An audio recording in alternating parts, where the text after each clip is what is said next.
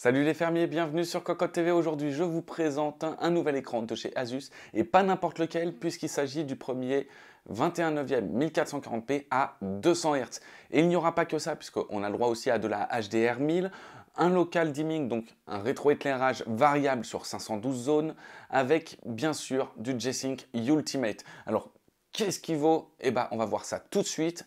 Par contre, tout ça a un prix, ça coûte 2700 €. Alors, on espère bien qu'il soit excellent à ce tarif-là. Alors, sur le devant, pas grand-chose à dire. On a le droit à un petit design borderless avec à peine 6 mm entre l'affichage et le cadre. Le cadre extrêmement fin. En bas, une bande un peu plus épaisse avec le logo ROG en chromé. L'écran va être réglable en inclinaison, en hauteur et avec un pied sur pivot.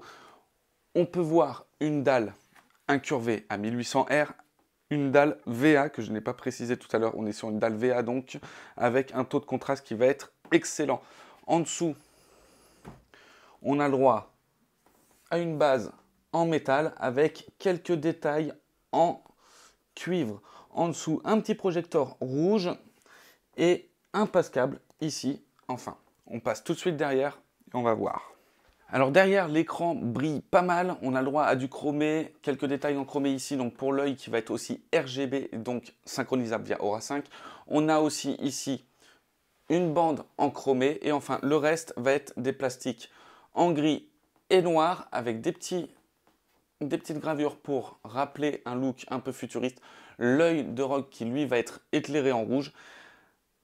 Toujours les détails en cuivre et la base en métal.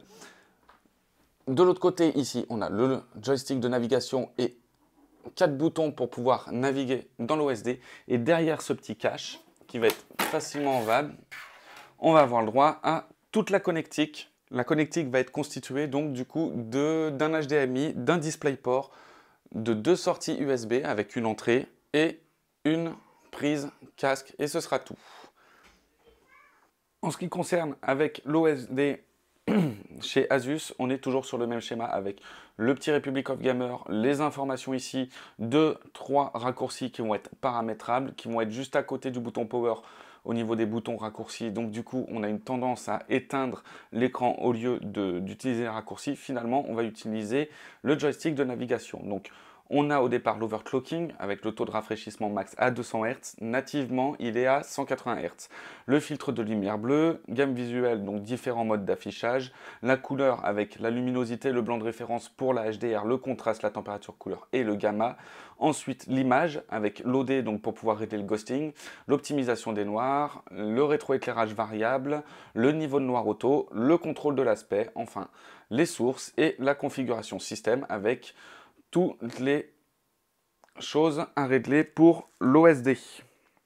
Donc OSD assez complet et suffisant pour ce qu'on a envie d'en faire.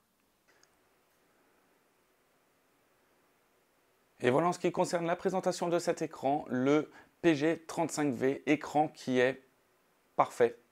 Voilà, à la sonde c'est au poil, tout est bien calibré, le contraste est énorme, la HDR est extrêmement bonne, le G-Sync Ultimate pareil, bref, tout est fait pour jouer. Les professionnels aussi pourront trouver leur bon ensemble. Bref, tout est parfait avec cet écran, le 200 Hz. Il n'y a rien à redire sur cet écran, si ce n'est son prix.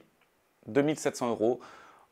Voilà, la perfection se paye apparemment et elle se paye 2700 €. On se retrouve bientôt pour une prochaine vidéo.